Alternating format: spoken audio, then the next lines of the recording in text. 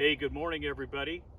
It's June 30th, 2021, and I'm sure most of you have heard by now that we have a heat wave here in the Pacific Northwest. And we know that because many of you called in and had questions about what this means for the hop crop in 2021. So we thought we'd bring you out here in the middle of a hop field and give you an update as to what's going on and maybe give you our thoughts on what this might mean for our crop this year.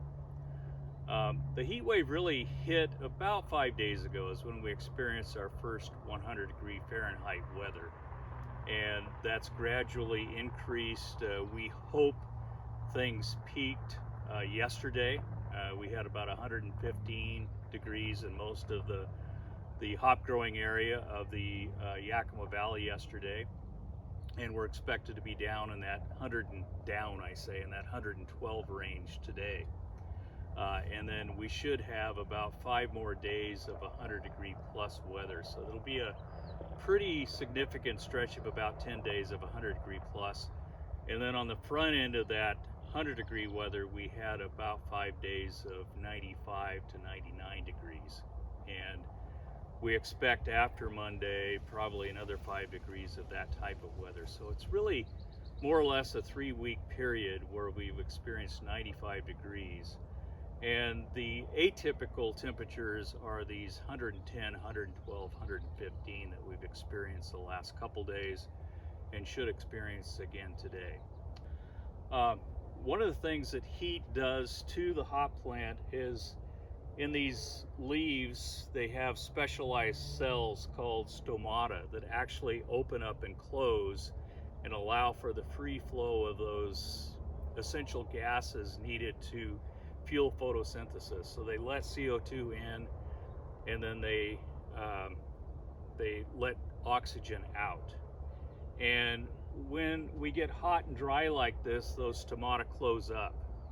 And so transpiration really stops for a period of time, and it's the plant's internal mechanism for conserving water, and they literally shut down for a period of time.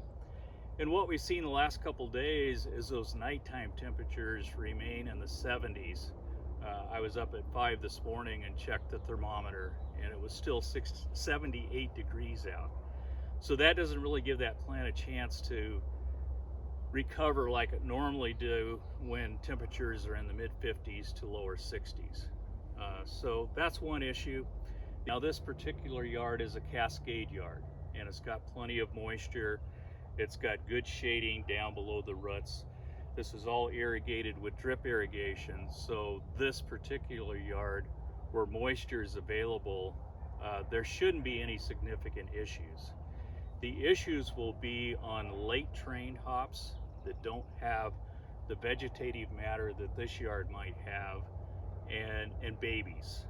Again, that baby plant is planted here in the valley, typically the end of February, first part of March, and it just doesn't have all of that protection from the sun that these mature plants do. So we're going to be monitoring that fairly closely through the growing season, and we'll keep you updated on the effect on the baby hops. Now, it's not atypical to have 100-degree temperatures in hop yards, but typically that will come later on in the season. So we'll see a stretch of 100-degree temperatures in late July, early August, and at that time we've got much more canopy, which provides shading for the leaves, and that plant's able to continue the respiration process and continue to grow.